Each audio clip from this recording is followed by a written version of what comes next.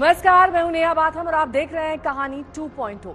2024 के लोकसभा चुनाव से पहले एक शख्स बिना चुनाव लड़े ही उत्तर प्रदेश और कई दूसरे राज्यों में बीजेपी का बड़ा स्टार प्रचारक था, लेकिन यूपी के नतीजों ने उसके इर्द गिर्द एक ऐसा चक्रव्यूह रच दिया जिसके बाद उसके राजनीतिक भविष्य को लेकर अटकलें लगने लगी हैं।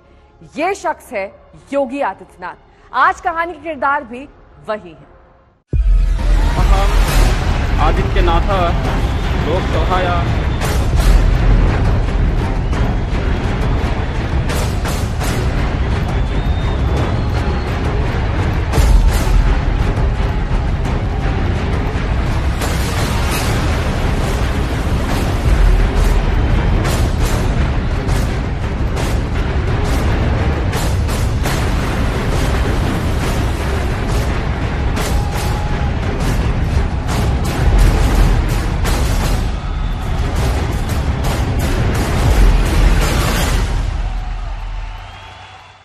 बात 1994 की है। गोरखपुर के मेन मार्केट में कुछ छात्रों की एक दुकानदार से बहस हो गई।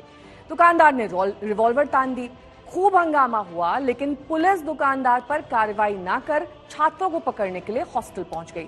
अगले ही दिन सैकड़ों छात्रों ने एक युवा सन्यासी की अगुवाई में जबरदस्त प्रदर्शन किया। दुकानदार को फौरन अरेस्ट करने की मांग करते हुए सन्यासी एसएसपी आवास की दीवार पर चढ़ गया। ये युवा था योगी आदित्यनाथ। योगी की कहानी में मुसीबत में न घबराने के कई ऐसे किस्से हैं, लेकिन क्या उत्तर प्रदेश के मुख्यमंत्री योगी आदित्यनाथ सबसे नई मुसीबत से निपट पाएंगे?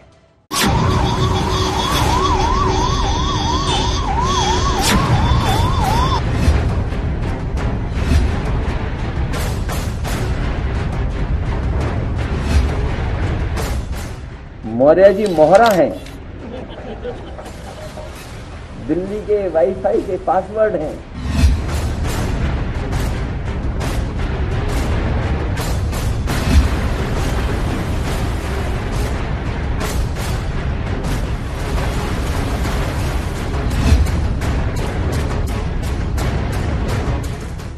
संगठन सरकार से बड़ा है।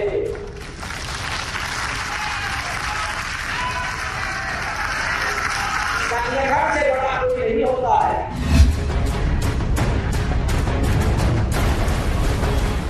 सीएम बदलने की चर्चाएं चल रही, उसको नहीं ऐसा कुछ।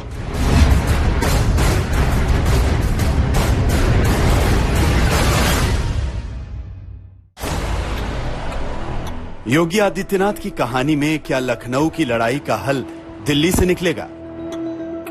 क्या योगी के सियासी भविष्य का फैसला संघ के दखल से होगा? और क्या योगी आदित्यनाथ को बदले जाने की बातें सिर्फ और सिर्फ अफवाह है, या ना करते हुए भी पार्टी के अंदर कोई मंथन चल रहा है? आज जिस प्रकार की परिस्थिति है, उन परिस्थितियों में मैंने पहले भी कहा कि परिणाम हमारी अपेक्षा के अनुसार नहीं आए, और हम लोगों ने आपस में बातचीत करके उन सब विषयों की समीक्षा करके हम लोग आगे बढ़ रहे हैं। उन सब खामियों को दूर करेंगे, जो विषय हैं उन विषयों का समाधान करके आगे बढ़ेंगे। सीएम बदलने की चर्चाएं चल रही, उसको नहीं ऐसा कुछ नहीं। क्या होगा ये कुछ दिन में पता चल जाएगा, लेकिन प्याले में तूफान ने दस्तक जरूर दे दी है। वैसे ये भी सच है कि जब जब मुश्किल आई, योगी ने उसे मात दी है।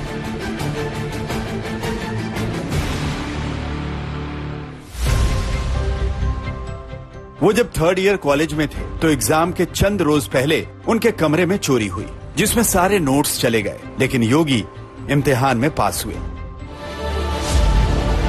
योगी ने सन्यासी धर्म अपनाया तो माँ के सामने भिक्षा मांगने पहुँच गए। माँ की घर लौटने की भावुक अपील को उन्होंने अपने दृढ़ निश्चय से ठुकरा दिया और सन्यासी मार्ग पर चल पड़े।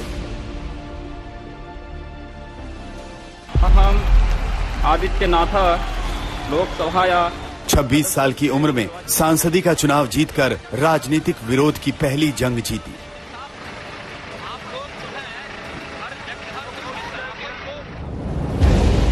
उन्नीस 1999 में महाराजगंज के दो पक्षों की गोलीबारी में फंसे, एफआईआर भी हुई, लेकिन मुश्किल से निकल आए।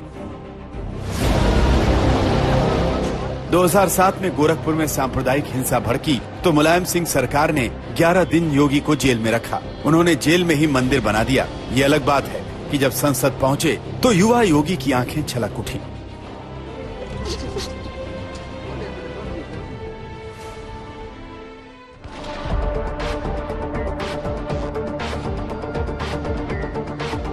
2008 में कथित तौर पर मुख्तार अंसारी गैंग ने हमला किया, काफिले पर बम फेंके गए, तब भी योगी बच निकले। कोई माए के लाल बाल बांका नहीं कर सकता है और उसको रगड़ करके कोर्ट के सामने प्रस्तुत किया तो उसकी पैठ गीली हो गई थी। कल्प प्रधान अमेश्वर निराखा जो दस कराई को पसपद राखा। योगी आदित्यनाथ की कहानी में कई ऐसे किस्से हैं जहां वो मुसीबतों से जूझे और उनसे पार पाया, लेकिन उनकी सियासी कहानी में पहली बार ऐसा पल आया है जहां उनकी कहानी कब कौन सा मोड़ ले ले राजनीतिक पंडितों के लिए कहना मुश्किल है। योगी आदित्यनाथ की कहानी में अभी उनके लिए सबसे मुश्किल वक्त, और यह मुश्किल वक्त इसलिए क्योंकि ना तो संगठन उनके साथ खड़ा है और ना ही दोनों डिप्टी सीएम, अलबत्ता ये उनके विरोध में ही खड़े दिखाई दे रहे हैं। मुख्यमंत्री योगी आदित्यनाथ ने कभी संगठन में हस्तक्षेप नहीं किया, ऐसे में उनके समर्थकों की फौज भी पार्टी के भीतर खड़ी नहीं हुई। यह जरूर है कि मुख्यमंत्री की लोकप्रियता कम नहीं हुई है और गवर्नेंस के उनके मॉडल ने लोगों के बीच में उनका एक बड़ा जनाधार खड़ा कर दिया है। मैं आदित्यनाथ योगी।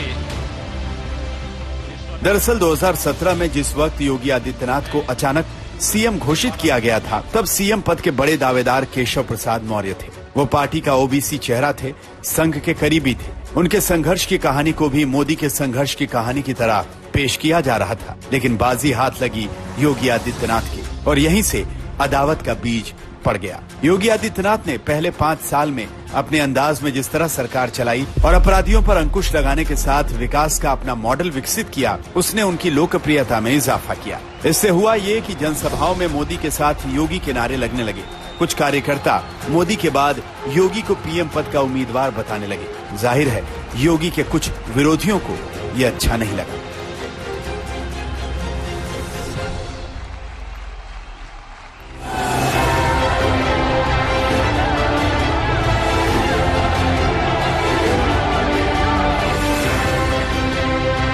आलाकमान से योगी के मतभेद की खबरों के बीच ऐसी तस्वीरें आई ताकि अफवाहों को शांत किया जा सके। 2022 में योगी आदित्यनाथ ने शानदार जीत दर्ज की और फिर मुख्यमंत्री बने। मैं आदित्यनाथ योगी ईश्वर की शपथ लेता हूं कि केशव प्रसाद मौर्य सिराथू विधानसभा सीट हार गए, लेकिन नया मंत्रिमंडल बना तो लगा यही कि योगी की नहीं चली, क्योंकि हारने के बावजूद केशव प्रसाद डिप्टी सीएम ही रहे। योगी के विरोधी माने जाने वाले बीएसपी से आए ब्रजेश पाठक ब्राह्मण चेहरे के तौर पर डिप्टी सीएम बना दिए गए। योगी के पसंदीदा दिनेश शर्मा डिप्टी सीएम पद से हटा दिए गए। दूसरी तरफ भूपेंद्र चौधरी को भी योगी का विरोधी माना जाता है, जिन्हें प्रदेश बीजेपी अध्यक्ष बना दिया गया। इन सब सियासी पैंतरेबाजी की वजह से ही 2024 के चुनाव के वक्त विपक्ष के कई बड़े नेता ये कहने से नहीं चूके कि बीजेपी 370 से ज्यादा सीटें लाई तो योगी को हटा दिया जाएगा। ये भी कहा गया कि इस अफवाह ने यूपी की ठाकुर बिरादरी को भी बीजेपी के खिलाफ किया और ठाकुरों की नाराजगी बीजेपी पर भारी पड़ी। एक ही शख्स है जो कि उनके रास्ते का कांटा बन सकते हैं, वो है योगी आदित्यनाथ जी।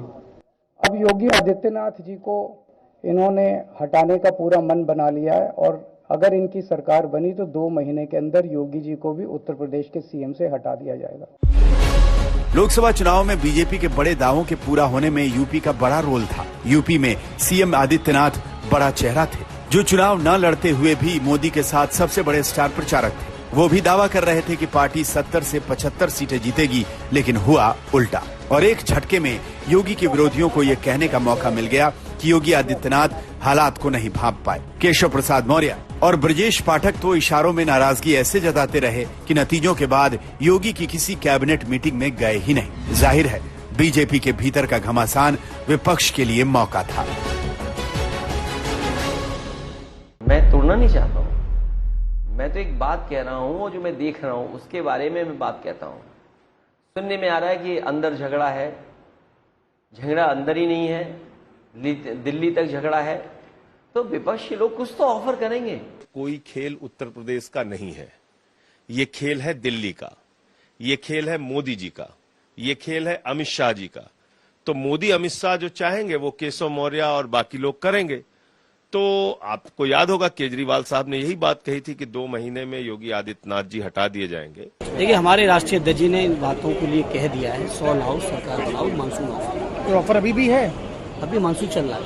तो अच्छा, आगे भी और भी कोई ऑफर? मानसून चल रहा है ना। योगी आदित्यनाथ अभी दिल्ली में है। राजनीति में कहा यही जाता है कि दिल्ली का रास्ता यूपी से होकर जाता है, लेकिन योगी की कहानी में यूपी की कुर्सी का रास्ता अभी दिल्ली से जाता दिख रहा है। आज तक ब्यूरो।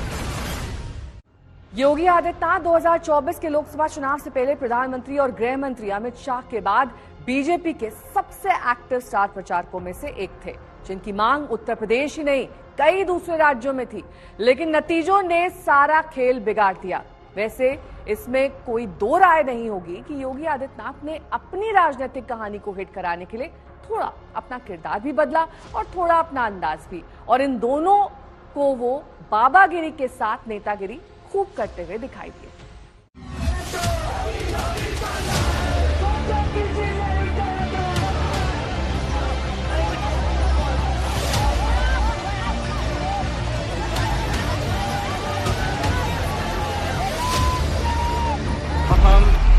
आदित्यनाथ लोकसभाया सदस्यत्वेन निर्वाचितः निश्चितेन परमेश्वरस्य नाम्नः सपे यदहं विधिना स्थापितं भारतस्य संविधानं प्रति सत्यां श्रद्धां निष्ठां च धारयिष्ये। मैं विधि द्वारा स्थापित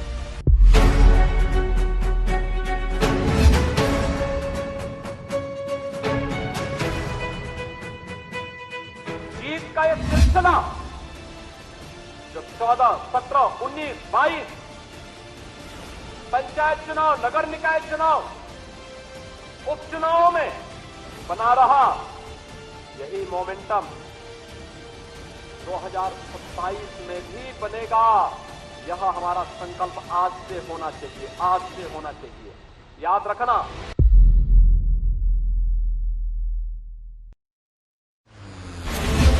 आदित्यनाथ लोकसभाया 26 साल की उम्र में पहली बार सांसद बनने से लेकर दूसरी बार उत्तर प्रदेश का सीएम होते हुए अलग अलग चुनौतियों से मोर्चा लेने का योगी आदित्यनाथ का अब खासा अनुभव है। इस वक्त चुनौती भले अलग तरह की हो, लेकिन योगी आदित्यनाथ अभी विरोधियों को वॉक ओवर देने के मूड में नहीं दिख रहे। हाँ, वो हमेशा यही कहते हैं कि जिसमें सामर्थ्य है उसे ही जीतना चाहिए। हर एक को चुनाव लड़ने का अधिकार, उसका अधिकार है भाई, उसको मिलना चाहिए। वो चुनाव लड़े, जीतने की सामर्थ्य होगी जीतेगा, हमें सामर्थ्य होगी हम जीतेंगे।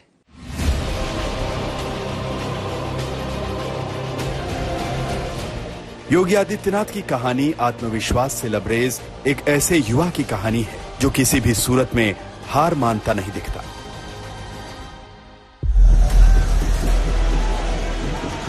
और सिर्फ सियासत के मैदान में ही नहीं बल्कि निजी जीवन में भी उनके आत्मविश्वास से जुड़ा एक किस्सा कॉलेज के दिनों का है। उनकी बायोग्राफी योगी गाथा में उनकी एक महिला सहपाठी के हवाले से एक किस्से का जिक्र है। कॉलेज के पहले साल में हम लड़के लड़कियां छात्र संघ चुनाव के लिए दुगड़ा गए थे। लौटते वक्त 6 बज चुके थे। कोई बस हमारे लिए नहीं रुक रही थी क्योंकि छात्र बिना पैसे दिए सफर करने के लिए बदनाम थे। अंधेरा हो रहा था, मोबाइल थे नहीं, इसलिए लड़कियां और ज्यादा घबरा रही थी। कुछ लड़कियां बस रोने ही वाली थीं कि उन्होंने देखा कि अजय सिंह तेज स्पीड से आती बस के आगे अचानक खड़ा हो गया। ड्राइवर ने ब्रेक लगाया और फिर पूरा ग्रुप सुरक्षित कोट द्वार लौट आया।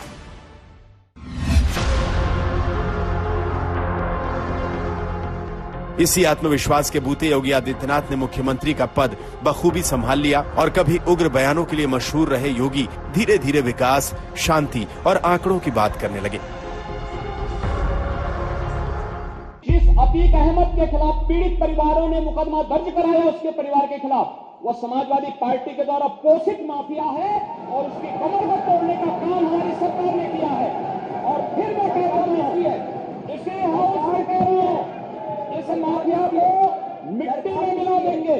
सरकार किसी है, सरकार किसी है, मतलब क्या हो, ये माफिया है, इनको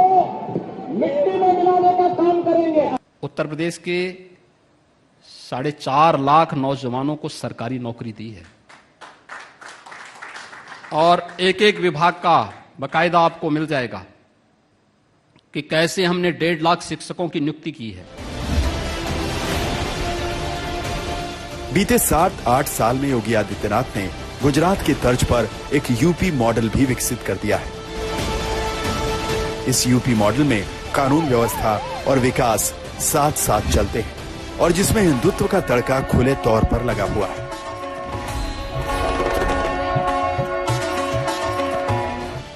यानी एक तरफ अपराधियों के डर के मारे सरेंडर करते हुए और अपराधियों के घर ढहाते बुलडोजर वाली तस्वीरें प्रचारित होती हैं। पहले माफिया सिर चढ़ करके बोलते थे। कैसे माफिया सिर चढ़ करके बोलते थे? छोटी छोटी बात को ले दंगा होता था। आज देख रहे होगे दंगा करने वाले भूल ही गए, दंगा भी कभी होता था। उल्टा लटका दिया जाता है उनको। दंगा करते हैं तो तुरंत पकड़ करके उल्टा लटका कर नीचे मिर्च का झोंका लगा दिया जाता है कि हमेशा के लिए भूल जाए।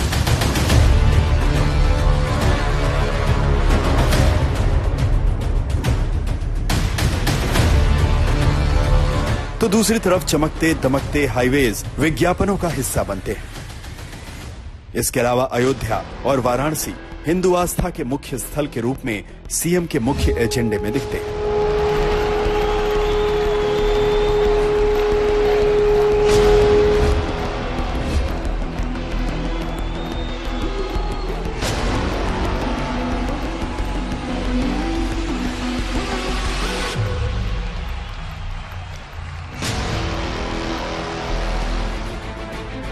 योगी आदित्यनाथ अब बीजेपी के मुख्य स्टार प्रचारकों में हैं और बीते लोकसभा चुनाव के दौरान प्रधानमंत्री नरेंद्र मोदी ने उनकी जमकर तारीफ की थी।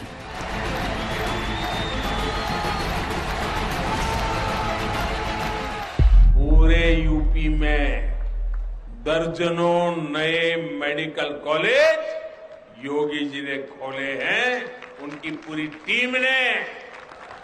ऐसे ही होता है दमदार काम, ईमानदार काम।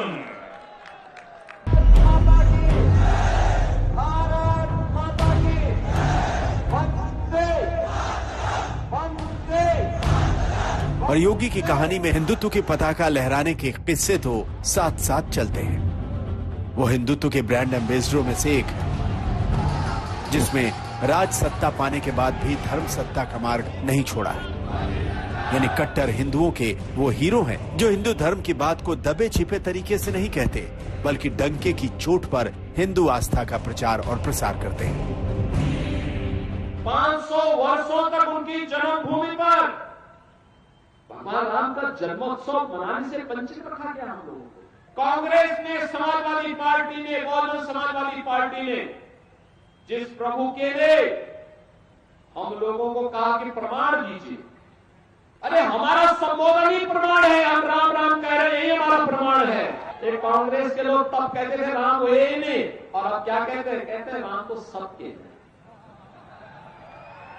यही है इन लोगों का दोहरापन, एक दोहरा चरित्र है कि क्या हमारा वोट जो लोग हिंदुस्तान का खाते हैं, जो ये मानते हैं उनके पूर्वज हिंदुस्तानी हैं, उनकी आने वाली पीढ़ी को हिंदुस्तान में ही रहना है, उनको सोचना होगा उनका वोट उन विषधरों को नहीं जाना चाहिए जो लोग भारत माता की जय जयकार करने में संकोच करते हों।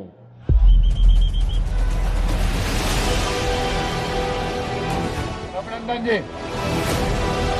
मुख्यमंत्री होते हुए योगी आदित्यनाथ की सन्यासी की छवि न केवल जस की तस है बल्कि मजबूत हुई है और इसीलिए रजनीकांत जैसा सुपरस्टार भी उनसे मिलने आता है तो सम्मान में झुककर पैर छू लेता है।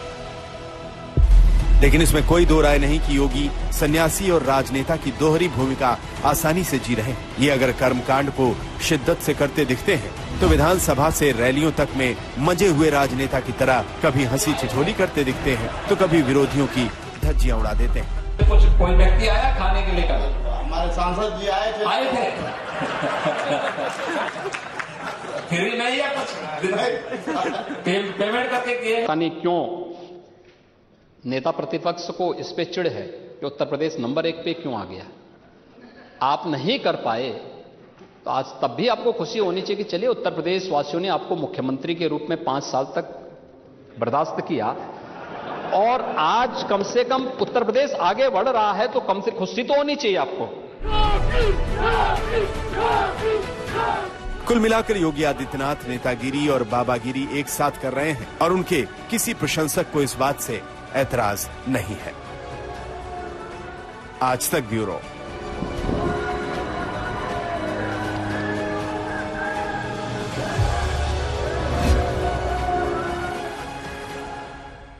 योगी आदित्यनाथ के जीजा की अगर चली होती तो आज अजय सिंह बिष्ट कॉमरेड होते, लेकिन ये किस्सा अलग है। योगी आदित्यनाथ को भगवा सियासत का एंग्री यंग मैन बनना था तो वो बन चुके हैं।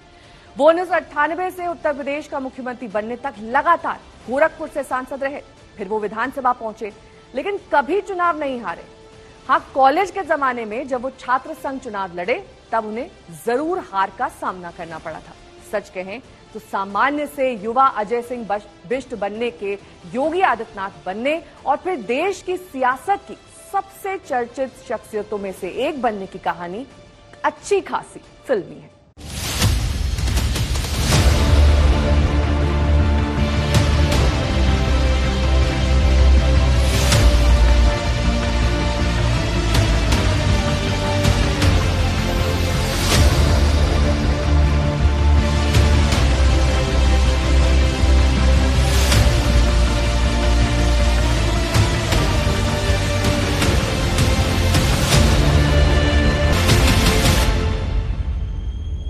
कोटद्वार के इसी पीजी गवर्नमेंट कॉलेज से पढ़ते हुए योगी आदित्यनाथ का मन सियासत में लगना शुरू हुआ था।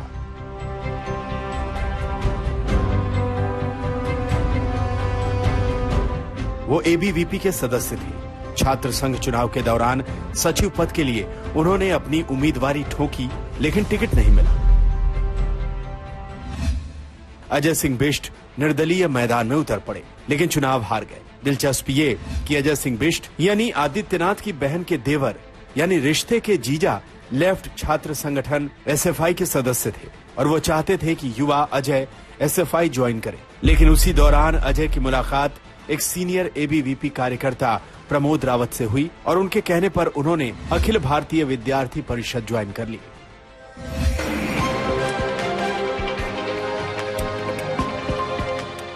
लेकिन सही मायने में राजनीति की राह पर गुरु महंत अवैधनाथ ने पहुंचाया। गोरखपुर मेन मार्केट में एक दुकानदार से छात्रों के झगड़े के बाद सुर्खियों में आए युवा योगी आदित्यनाथ को अवैधनाथ ने उसी गोरखपुर लोकसभा सीट से 1998 में टिकट दिलवाया, जिस सीट पर वो खुद 4 बार सांसद रहे थे।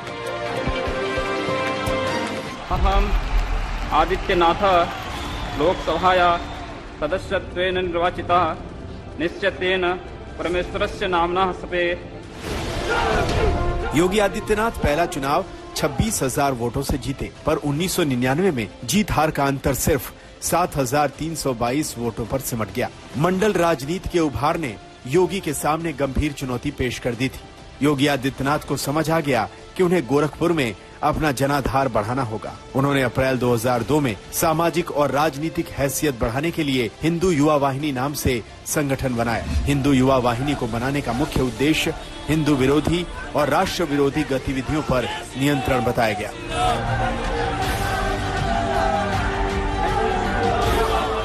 कि अगर वो एक हिंदू बालिका को ले जाएंगे तो कम से कम 100 मुस्लिम बालिकाओं को हिंदू, अगर एक हिंदू को मारेंगे तो 100 को हम भी मारेंगे। वह जिस प्रकार का व्यवहार करेगा उसका 100 गुना हम लोग यहां से ही तो वापस करेंगे।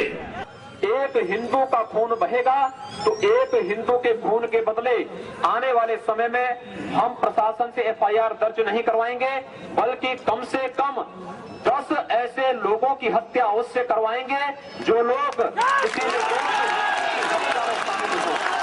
दुनिया के अंदर कहीं हुआ है कि कहीं पर किसी मस्जिद के अंदर नंदी और गौरी गणेश विराजमान हो अगर ये हो तो भारत के अंदर सभी मस्जिदों में हमें अनुमति दीजिए, हम हर जगह गौरी गणेश और नंदी को विराजमान करवा देंगे। यही दौर था जब गोरखपुर की राजनीति पर दो बाहुबली नेताओं हरिशंकर तिवारी और वीरेंद्र प्रताप शाही की पकड़ कमजोर हो रही थी। युवाओं, खासकर गोरखपुर विश्वविद्यालय के सवर्ण छात्र नेताओं को इसी एंग्री यंग मैन में हिंदू महासभा के अध्यक्ष रहे महंत दिग्विजयनाथ की छवि दिखी और वो उनके साथ जुड़ते चले गए। योगी का सियासी कद अपने इलाके में इतना बड़ा हो गया कि 2002 के विधानसभा चुनाव में जब उनके खासम खास राधा मोहन दास अग्रवाल को बीजेपी का टिकट नहीं मिला तो वो हिंदू महासभा के टिकट पर खड़े हो गए और योगी के समर्थन से बीजेपी के प्रत्याशी को हराकर विधानसभा पहुंचे।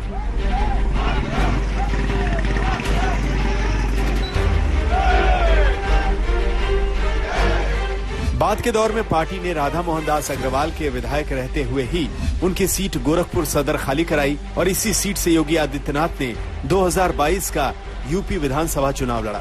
खैर, एक तरफ हिंदू युवा वाहिनी के जरिए योगी की लोकप्रियता का ग्राफ बढ़ रहा था तो दूसरी तरफ सियासी अदावत का पारा भी चढ़ रहा था। 2007 में मुहर्रम के एक जुलूस में पत्थरबाजी के मामले में सांसद रहते हुए योगी को जेल तक जाना पड़ा। योगी 11 दिन जेल में रहे। उनके समर्थन में गोरखपुर के बाजार बंद रहे, जबकि योगी ने जेल के बैरक में ही मंदिर बनाकर पूजा पाठ शुरू कर दिया था। लेकिन जेल से निकलने के बाद 12 मार्च 2007 को जब वो संसद पहुंचे तो वहां जो कुछ हुआ उसने पूरे देश को चौंका दिया।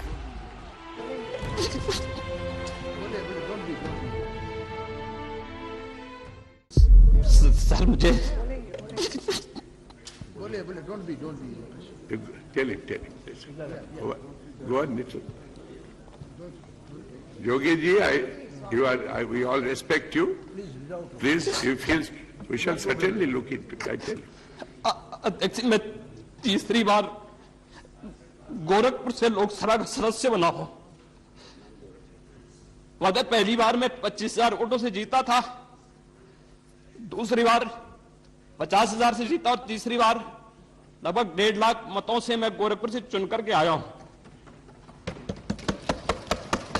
लेकिन पिछले कुछ समय से महोदय राजनीतिक विद्वेष के तहत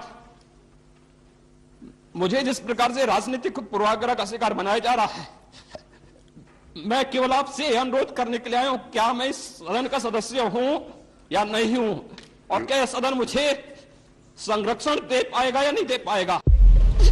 भावुकता से लबरेज योगी के इस बयान ने उनके पक्ष में समर्थन पैदा किया। वैसे भी गोरखपुर में योगी आदित्यनाथ का डंका बजने लगा था। योगी आदित्यनाथ गोरखपुर सीट से 5 बार सांसद बने। 2014 में तो योगी आदित्यनाथ 3 लाख से ज्यादा वोटों से जीतकर संसद पहुंचे थे। मैं नरेंद्र दामोदर दास मोदी 2014 में केंद्र में नरेंद्र मोदी ने सत्ता संभाली और 2017 में जब उत्तर प्रदेश में चुनाव हुए तो बीजेपी ने शानदार प्रदर्शन किया। राजनाथ सिंह से लेकर केशव प्रसाद मौर्य और मनोज सिन्हा जैसे कई नाम मुख्यमंत्री पद के दावेदार थे। टेलीविजन पर नाटकीय घटनाक्रम पूरा देश टकटकी लगाए देख रहा था और जैसे ही इस बात का ऐलान हुआ कि योगी आदित्यनाथ यूपी के सीएम होंगे तो लोग दंग रह गए। योगी आदित्यनाथ अगले मुख्यमंत्री उत्तर प्रदेश के, कल वो शपथ लेंगे और अगले 5 साल तक उत्तर प्रदेश की कमान अब योगी आदित्यनाथ के हाथ में होगी। लेकिन संघ शायद इसकी पटकथा 1 साल पहले ही लिख चुका था। कहा जाता है कि 2016 मार्च में गोरखनाथ मंदिर में हुई भारतीय संत सभा की चिंतन बैठक में आरएसएस के बड़े नेताओं की मौजूदगी में योगी आदित्यनाथ को मुख्यमंत्री बनाने का संकल्प लिया गया था। उस वक्त संतों ने कहा था, हम 1992 में एक हुए तो ढांचा तोड़ दिया, अब केंद्र में अपनी सरकार है, सुप्रीम कोर्ट का फैसला हमारे पक्ष में आ जाए तो भी प्रदेश में मुलायम या मायावती की सरकार रहते हुए राम जन्मभूमि मंदिर नहीं बन पाएगा। इसके लिए हमें योगी आदित्यनाथ को मुख्यमंत्री बनाना होगा।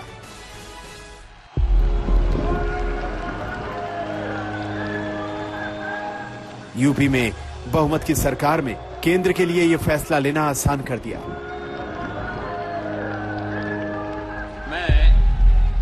आदित्यनाथ योगी ईश्वर की शपथ लेता हूं कि मैं विधि द्वारा स्थापित भारत के संविधान के प्रति आज तक ब्यूरो सच्ची श्रद्धा और निष्ठा रखूंगा।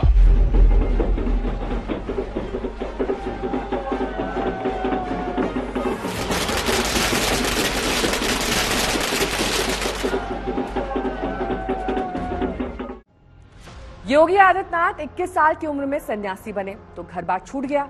उनकी पहचान गोरक्षपीठ के सन्यासी के तौर पर बन गई।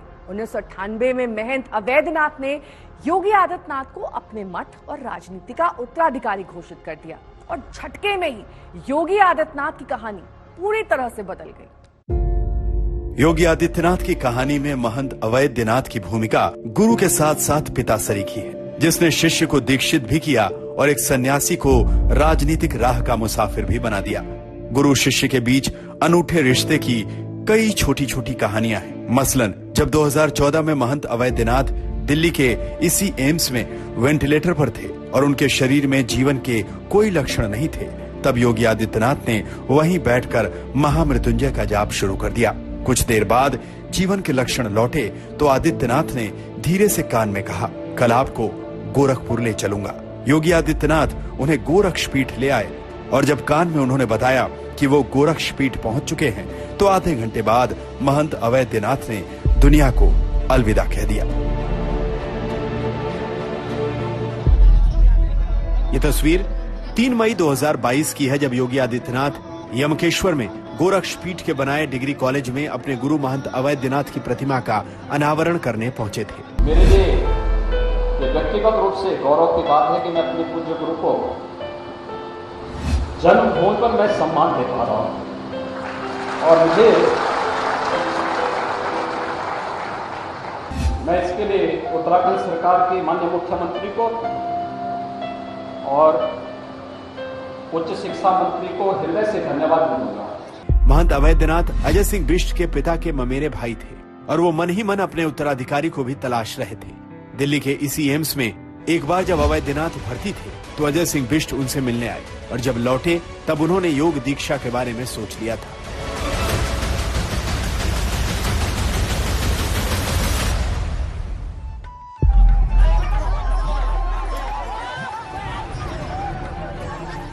पंद्रह फरवरी 1994 को बसंत पंचमी के शुभ दिन अजय सिंह नाथ पंथ योग में शामिल हुए और उनका नामकरण हुआ आदित्यनाथ। इसके कुछ दिन पहले से घर वालों को अजय की खबर मिलना बंद हो गई थी, लिहाजा जब उन्हें अजय के आदित्यनाथ बनने की खबर मिली तो हैरान परेशान होना लाजमी था।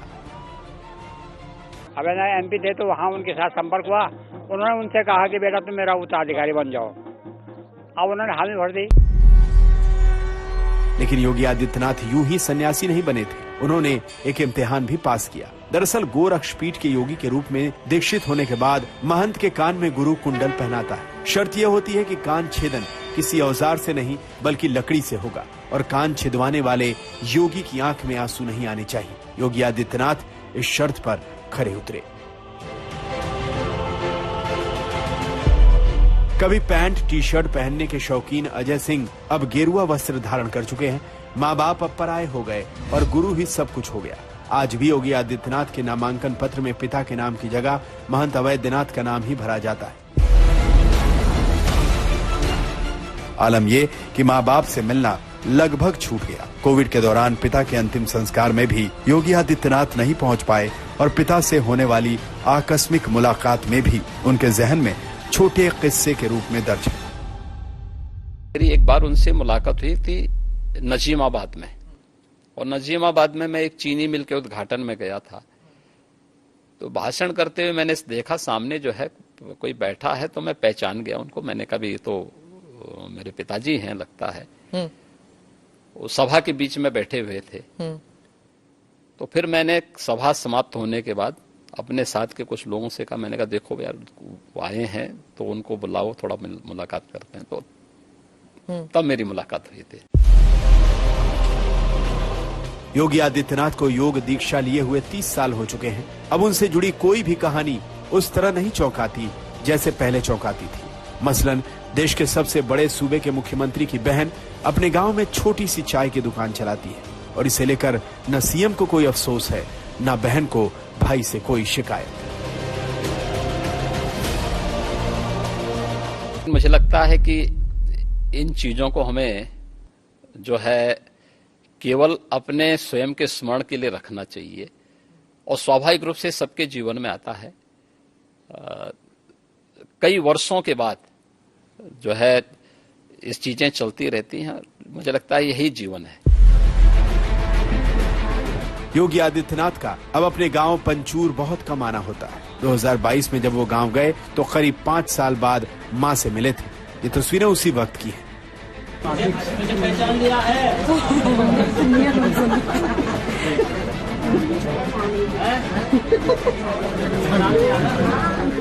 घर वाले अजय के आदित्यनाथ बनने की कहानी को बहुत पहले स्वीकार कर चुके हैं। अलबत्ता बेटा घर आता है तो मां की आंखें भर आती है। खुशी है हमें, बहुत अच्छी, बहुत अच्छी। पहले से ही वैसे थे, हाँ, जैसे गम वैसे सभा की थी, ज्यादा नहीं बोलते। मेरे पिताजी का जो है देहांत 2020 में हो गया था। मैं उससे पहले उनसे या अपने परिवार के लोगों से कई वर्षों से नहीं मिल पाया था। संयोग से कोरोना कालखंड प्रारंभ हो चुका था, लॉकडाउन प्रारंभ हो चुका था, तो उनके अंतिम संस्कार कार्यक्रम में मैं भाग नहीं ले पाया था। आपके पिताजी के? हाँ।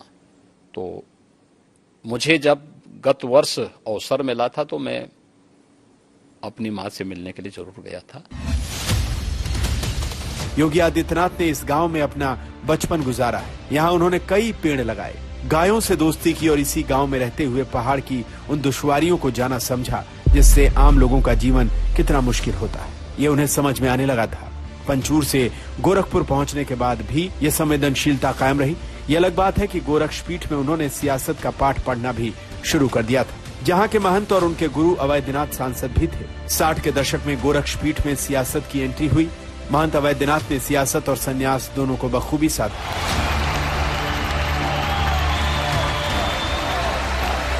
योगी आदित्यनाथ भी वही काम कर रहे हैं।